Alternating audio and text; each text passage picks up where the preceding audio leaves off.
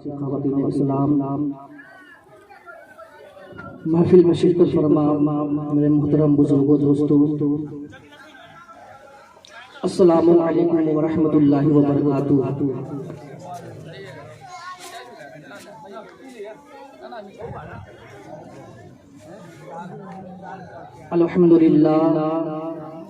अल्हम्दुलिल्लाहि रब्बिल आलमीन वल आक़िबतु लिल मुत्तक़ीन वस्सलातु वस्सलामु अला रसूलिहिल करीम। अम्मा बाद फ़अऊज़ु बिल्लाहि मिनश शैतानिर रजीम। बिस्मिल्लाहिर रहमानिर रहीम। क़ाल अल्लाहु तबारक व तआला फ़िल क़ुरआनिल मजीद वल फ़ुरक़ानिल हमीद। हुन्ना लिबासुल लकुम व अंतुम लिबासुल लहुन्ना। सदक़ल्लाहु मौलानाल अज़ीम व सदक़ रसूलुहुन नबियुल अमीनुल मतीनुल करीम। व नहनु अला ज़ालिका लमिनश शाहिदीन वश्शाकिरीन वल्हम्दुलिल्लाहि रब्बिल आलमीन। बादे तौहीद मत वालों से महल रिसालत के परवानों, गौसो ख्वाजा वरज़ा के दीवानों, औलिया उम्मत के जानिसारों, आप हज़रात काफ़ी देर से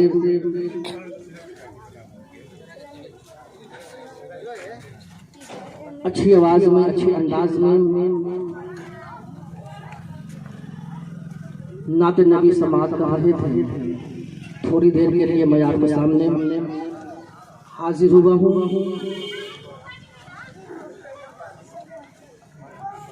हस्ब मामूल के मुताबिक नात खाने रसूल में अपना नाम दर्ज कराने के लिए नात पाक का 2-3 अशआर आपके ज़हन के हवाले करता हूँ। बात हो आयत मुक़द्दसा पर 5 से 10 मिनट मेरी गुफ्तगू होगी। आज आपको एक नहीं बल्कि अनेक उलमा कराम से गुफ्तगू आपको समाअत करनी है। आइए हम सब मोहब्बत के साथ बुलंद आवाज से अकाए नामदार मदीने के ताजदार, दोनों आलम के मालिक और मुख्तार जनाबी आका अहमद मुज्तबा मोहम्मद मुस्तफ़ा सल्लल्लाहु तआला अलैहि वसल्लम की बरगाह में दुरूद पाक की जाली निछावर पेश करें। बंदे बवाज़ बुलंद अल्लाहुम्मा सल्ली अला सय्यिदना शफीना हबीबना नबीना मौलाना मुहम्मद बारिक वसल्लम सल्लु अलैहि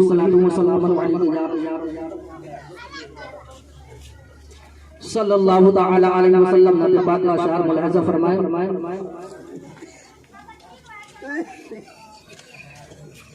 ओ आँखें जगे मकातल है, ओ चेहरा जगे मकाता है।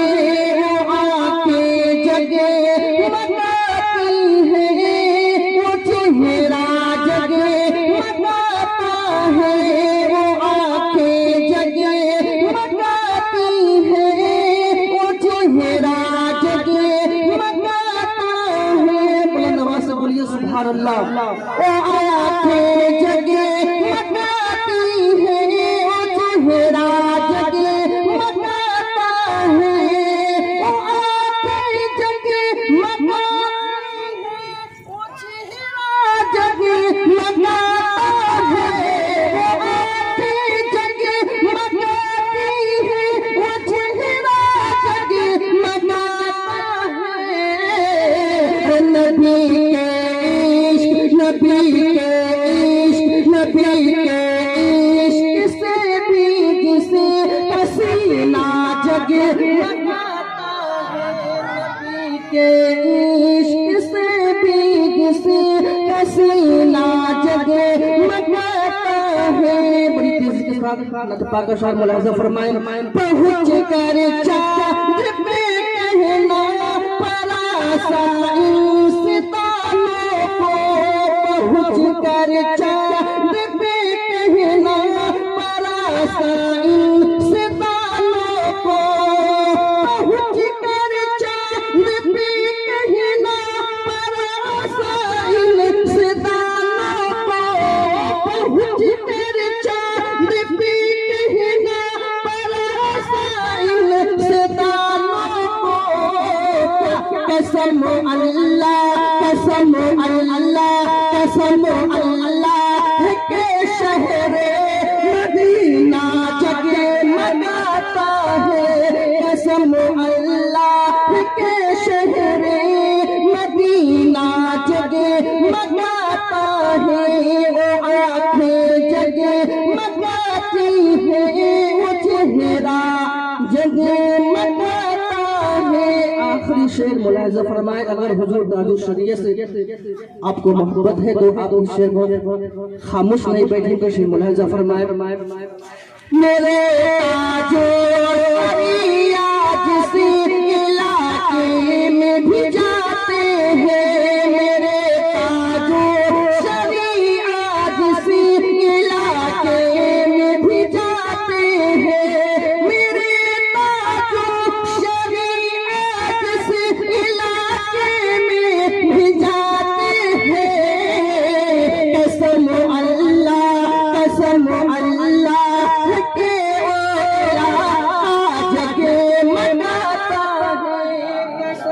अल्लाह के मगाता है, कसम अल्लाह के शहरे मदीना जग मगाता है। दरूद पाक पर अल्लाहुम्मा सल्ली अला सय्यिदिना शफीना हबीबना नबियना मौलाना मुहम्मदिन बारिक वसल्लिम सल्लु अलैहि सलातु व सलामुन अलैका या रसूलल्लाह सल्लल्लाहु तआला अलैहि वसल्लम।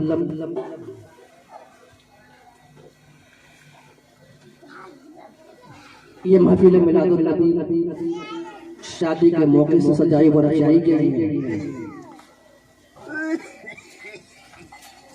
शौहर और बीवी के ताल्लुक से अल्लाह तबारक व तआला कुरान मुक़द्दस में इरशाद फरमाता है, हुन्ना लिबासुल लकुम व अंतुम लिबासुल लहुन्ना। मर्द औरतों का लिबास है और औरत मर्दों का लिबास है। यानी शौहर और बीवी दोनों को एक दूसरे का लिबास करार दिया गया कुरान मुक़द्दस में। यानी अल्लाह ने शौहर और बीवी दोनों को लिबास करार दिया और लिबास का काम क्या होता है? लिबास पर्दा पोशी का काम करता है। पहला फायदा लिबास का ये है कि लिबास इंसान की ऐबों को छुपा लिया करता है। मिसाल के तौर पे अगर किसी इंसान के जिस्म पे फोड़े के दाग हो या किसी किस्म का ऐब हो, अगर उस पे लिबास यानी कि कपड़े डाल दिया जाए तो वह कपड़ा व लिबास उस ऐब को छुपा लिया करता है। तो सबसे पहला ये लिबास का फायदा है कि लिबास इंसान के ऐबों को छुपा लिया करता है। दूसरा फायदा ये है कि लिबास से इंसान मौसम सरमा और मौसम गर्मा से फायदा उठाता है, बचता है। और तीसरा फायदा लिबास का ये है कि लिबास से इंसान खूबसूरत लगता है, यानी कि लिबास इंसान को खूबसूरती बख्शता है। ये तीन ऐसे फायदे हैं जिससे इंसान कभी इनकार नहीं कर सकता। और एक और बात ये है कि लिबास इंसानी जिंदगी से जुड़ा हुआ है। लिबास इंसानी जिंदगी से जुड़ा हुआ है। बगैर लिबास के, बगैर कपड़े के इंसान का गुजारा नहीं हो सकता। इस्लामिया तो अब देखना ये है और समझना ये है कि कुरान ने कहा हुन्ना लिबासुल लकुम व अंतुम लिबासुल लहुन्ना। मर्द औरतों का लिबास है और औरतें मर्दों का लिबास है। यानी शौहर और बीवी को दोनों को एक दूसरे का लिबास करार दिया है। तो समझना ये है कि अगर बीवी के अंदर कोई ऐब है, अगर बीवी के अंदर कोई खामी है, तो शौहर को चाहिए कि वो अपनी बीवी के लिए लिबास बनकर उसके ऐबों को छुपा लिया करे, उसके खामियों को छुपा लिया करे। और अगर शौहर के अंदर कोई ऐसा ऐब है, कोई खामियां है, तो बीवी को चाहिए कि वो अपने शौहर का लिबास, अपने शौहर के लिए लिबास बनकर अपने शौहर के तमाम ऐबों को छुपा लिया करे, अपने शौहर की तमाम खामियों को छुपा लिया करे। अजीज़ान मिल्लत इस्लामिया, ये कुरान ने शौहर बीवी को एक बेहतरीन उसूल और तरीका दिया है। शौहर बीवी का जो मुकद्दस रिश्ता है, इस रिश्ते को गुजारने के लिए, खुशगवार जिंदगी गुजारने का ये बहुत बेहतरीन उसूल और तरीका है जो कि कुरान ने दिया है कि मर्द औरत के लिए लिबास बन जाए और औरत मर्द के लिए लिबास बन जाए, दोनों एक दूसरे के लिए लिबास बनकर जिंदगी गुजारे इंशाअल्लाह। शौहर दोनों की मुकद्दस जिंदगी, दोनों की जिंदगी खुशगवार गुजरती हुई नजर आएगी। अजीज़ान मिल्लत इस्लामिया, वक्त की किल्लत है, बस चंद हुकूक मैं आपके सामने रखूं। निकाह हो जाने के बाद शरीयत इस्लाम की तरफ से शौहर और बीवी पर चंद हुकूक आयद होते हैं। मजहब इस्लाम की तरफ से चंद जिम्मेदारियां लागू हो जाती हैं। उन जिम्मेदारियों में से, उन हुकूक में से 2-3 हुकूक मैं आपके सामने रखता हूँ। बीवी के हक में शौहर की क्या क्या जिम्मेदारी है और शौहर के हक में बीवी की क्या क्या जिम्मेदारी है, इनमें से 2-3 जिम्मेदारियां मैं आपके सामने रखूंगा। अजीज़ान मिल्लत इस्लामिया, तो पहले हम ये जानते हैं, समझते हैं कि शौहर के हक में बीवी की क्या क्या जिम्मेदारियां। तो शौहर के हक में बीवी की जो जो जिम्मेदारियां हैं, उनमें से एक जिम्मेदारी ये है कि बीवी अपने शौहर के हर जायज हुक्म, हर जायज बात की ताबेदारी करे, यानी कि इत्तिबा करे, अताअत और फरमाबरदारी करे। ये बीवी की जिम्मेदारी है, चाहे कितना ही मुश्किल काम क्यों न हो। वो काम जो हुक्म शौहर करे, जो हुक्म शौहर दे बीवी को, तो वो काम कितना ही मुश्किल क्यों न हो, बीवी की ये जिम्मेदारी है कि वो अपने शौहर के उस हुक्म की तामील करे, उसके इत्तिबा करे, अताअत और फरमाबरदारी करे। मिसाल के तौर पर शौहर अपनी बीवी से कहे, ए मेरी शरीके हयात, दिन भर तुम धूप में खड़ी रह या दिन भर तुम मेरा सर दबा, तो बीवी की ये जिम्मेदारी है कि वो अपने शौहर के इस हुक्म की तामील करते हुए दिन भर धूप में खड़ी रहे। तो ये बीवी की पहली जिम्मेदारी है शौहर के हक में। और इस ताल्लुक से, अताअत और फरमाबरदारी के ताल्लुक से, शौहर की इत्तिबा के ताल्लुक से हदीस पाक में आया है कि अल्लाह के नबी सल्लल्लाहु तआला अलैहि वसल्लम ने इरशाद फरमाया कि अगर किसी शौहर के जिस्म में फोड़े फोड़सी हो और उसके अंदर जितने पीप है, अगर बीवी अपनी जबान से चाट ले, तमाम कुछ चाट ले, फिर भी वो अपने शौहर के हक की अदायगी नहीं कर सकती। अजीज़ान मिल्लत इस्लामिया, इस कदर बेशुमार एहसानात शौहर के बीवी के ऊपर है, इसलिए बीवी की ये जिम्मेदारी है कि वो अपने शौहर की अताअत और फरमाबरदारी लाज़िमी तौर पे करे। शौहर के हक में बीवी की जो दूसरी जिम्मेदारी है, वो जिम्मेदारी ये है कि अपने शौहर को खुश रखे, अपने शौहर को खुश रखे। शौहर के हक में बीवी की जो तीसरी जिम्मेदारी है, वो जिम्मेदारी ये है कि अपने शौहर की गैर मौजूदगी में अपने शौहर के मकान, साजो सामान, मालो दौलत की हिफाजत करे और अपने शौहर की इजाजत के बगैर कोई भी वो सामान छोटी सी क्यों न हो, मामूली सी चीज क्यों न हो, अपने शौहर की इजाजत के बगैर औरत किसी को न दे। ये तीसरी जिम्मेदारी है। बहुत सारी ऐसी औरतें हैं जिनकी ये आदत है कि उनके आंखों के सामने शौहर के साजो सामान, मालो दौलत बर्बाद होते रहते हैं, लेकिन वह बीवी अपनी आंखों से देखती रहती है, वो सामान जाए होते हुए नजर आता है, लेकिन उसकी हिफाजत नहीं करती है। तो ये तीसरी जिम्मेदारी है शौहर के हक में कि वो अपने शौहर की गैर मौजूदगी में शौहर के मकान और उसके साजो सामान और उसके मालो दौलत की हिफाजत करे। चौथी जिम्मेदारी जो बीवी की है शौहर के हक में वो ये है कि अपने शौहर के सामने वो अपने शौहर के सामने साफ सुथरा रहे,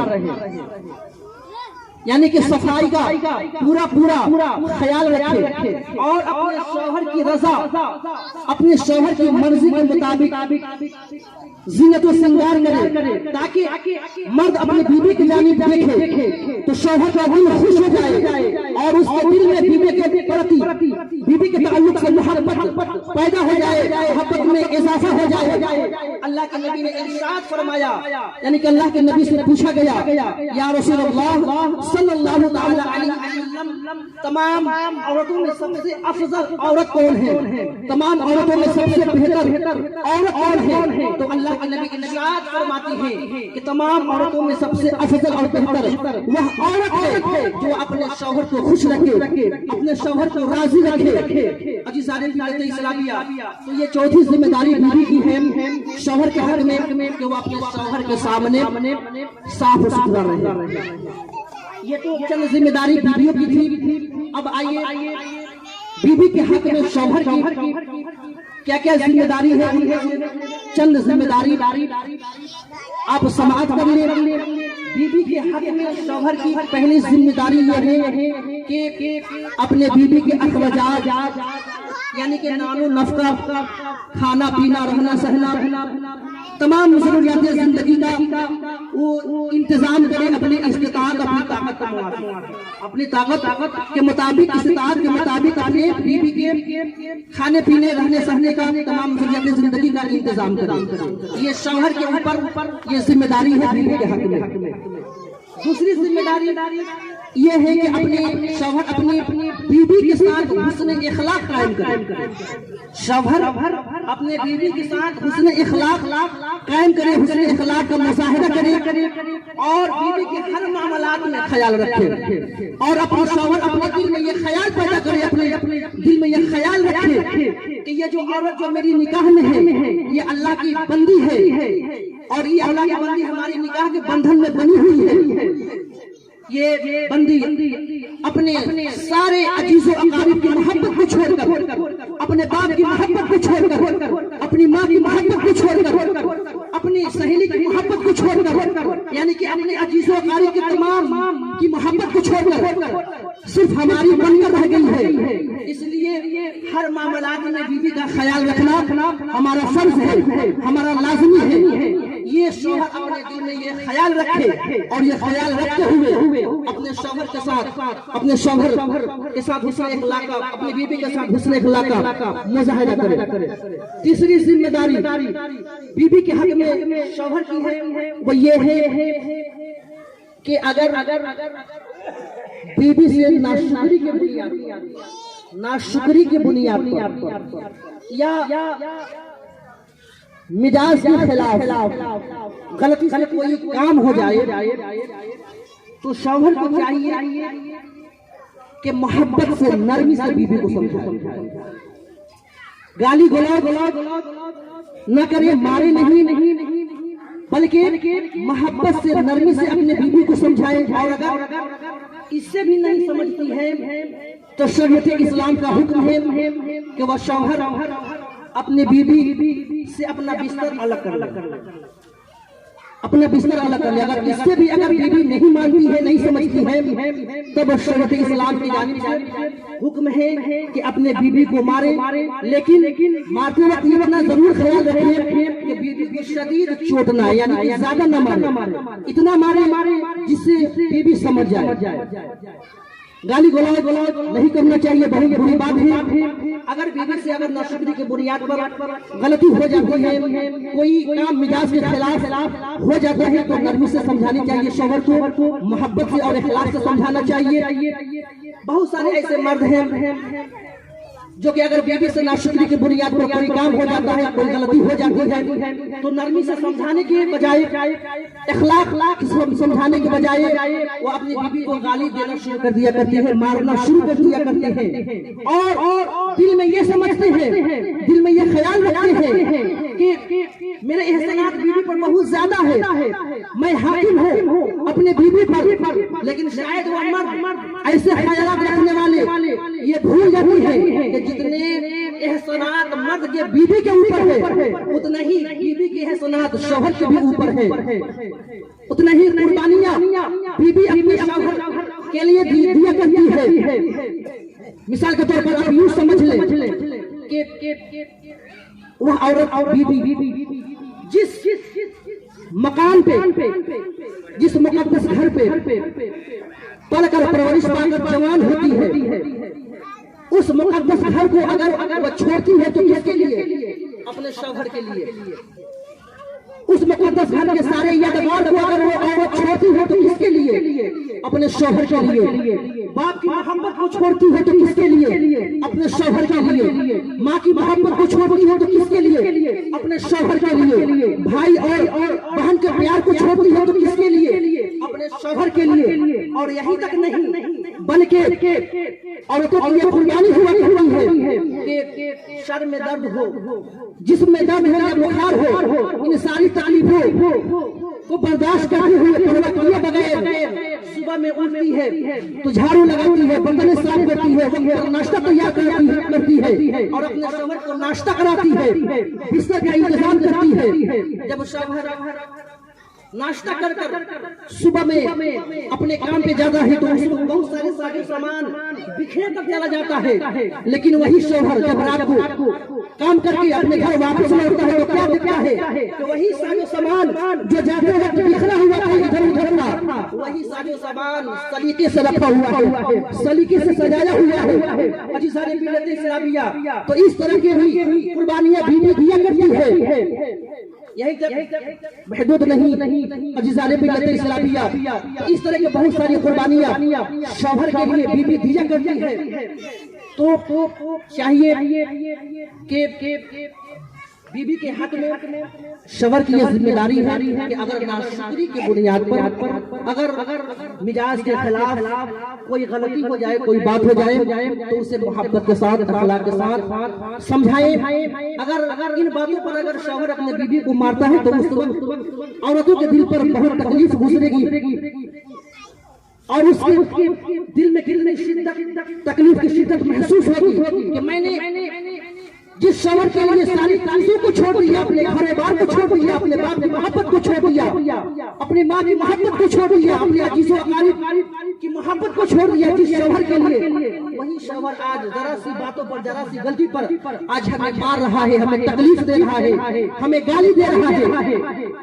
उसके दिल में कितनी बड़ी चोटें लगेगी, कितनी शदीद चोट होगी। इसलिए शौहर की यह जिम्मेदारी है कि नाशुक्री की बुनियाद पर अगर बीवी से कोई गलती हो जाती है तो मारे नहीं, गाली गलौज न करें, बल्कि उसे मोहब्बत के साथ, अखलाक से, नरमी से समझाएं। बहुत सारी ऐसी जिम्मेदारियां हैं जो कि वक्त मुख्तसर है, मैं बयान नहीं कर सकता।